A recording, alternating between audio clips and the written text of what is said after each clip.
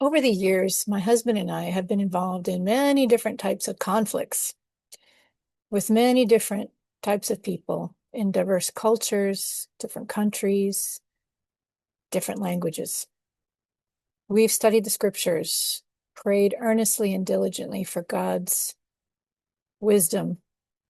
Of course, we've also learned from our share of mistakes, and we've made an effort to take courses and educate ourselves from conflict resolution experts as well.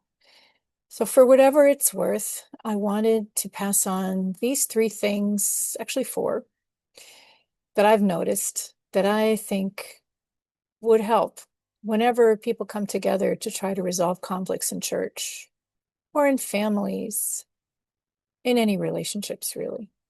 So here they are. One, consider that this conflict is an opportunity and not a failure. Two, pray deeply first. Three, come to listen and learn not to win the argument about the other person, not to express your side of the argument. That's got to be a different conversation. Be patient and plan for several conversations. Number one, if you have any strong opinion at all, if you are any active part of a conflict, if you are on one side or the other of any issue, I would beg you to see this conflict as a positive opportunity for God, from God, for everyone to grow deeper in intimacy with Him and to grow closer to God. God intends to work in this and to bless everyone involved. That's the first thing. Secondly, prayer before any discussion. Practically, what this means is this: before you attempt to engage with anyone to resolve this conflict or to problem solve or to move forward, I beg you, please commit to having an intimate prayer time with God before attempting any conversation. And before you just say, tick, done that, please allow me to offer a few thoughts. What you say and what you do in this prayer time with God about this conflict really matters. Take words with you. Hosea 14, verse 2. Take scripture with you as you go to pray. James 1, 5. And I quote, if anyone lacks wisdom, they should ask God, who gives generously to all without finding fault. Take scripture with you, like Matthew 7, 3-5. Ask God to show you if you have any plank in your eye that keeps you from seeing clearly, to see the speck in your brother's or sister's eye correctly.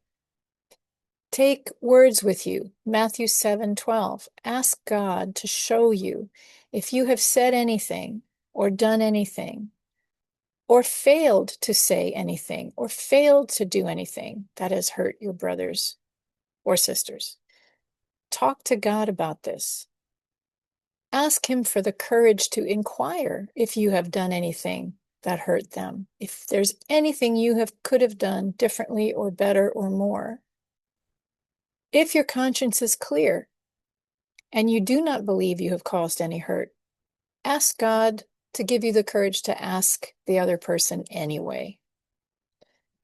Ask God to prepare you to apologize if you're surprised by their answer. Take words with you in this intimate prayer, like Psalm 62. Trust in Him at all times, you people. Pour out your hearts to Him, for God is our refuge. In your prayer, if you're hurt, if your feelings are hurt, please make your lament known to God. Pour your heart out before Him, your raw emotions. He's the one who can take it. The other people around you probably can't take it, but He can. He loves perfectly. He forgives perfectly. He understands perfectly. When you have done the hard work in your prayer of naming all your emotions, all your indignance, your anger, your resentment, leave those things there with Him. Forgive them. Leave them there.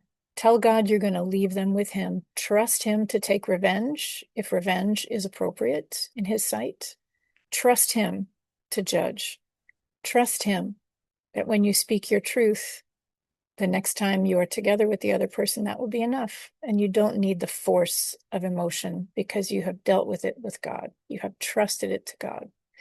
Your goal is to pray deeply so that when you come to your next conflict resolution or problem-solving conversation, you bring the calmest presence in the room. That is your goal, to be the calmest presence in the room. 3, come to listen and learn, not to win the argument. 3, come to listen and learn, not to win the argument. Philippians chapter 2, verses 1 to 11. Rather, in humility, value others above yourselves, not looking to your own interests, but each of you look to the interests of others. Ask God for the humility you need to value the people you're in conflict with above yourself. When you come to the conversation, walk around in their world. Ask loads of questions. How do you feel? How have I made you feel? What could I have done better? Tell me what it feels like to be you. Give me your perspective. What do you think I don't understand about your perspective? In your prayer, you can ask God for courage for all these questions, but your goal is to walk around in their world without judgment and learn from their perspective. We want to acknowledge their feelings without judging them or correcting them. Jesus healed people's felt needs before addressing their lostness. Conflict resolution experts teach, and I quote, "Feelings first, facts follow." Their feelings might contradict the facts in your head. God created us in such a way that our logical brains don't work. When the limited energy available for our brains to process is all tangled up in stress and painful emotions. Whenever anyone is upset about anything, it always works better to address their feelings adequately first and not try to rush through the process of problem solving or filling in context or giving them your perspective, because they just probably won't be able to hear the way you want them to hear.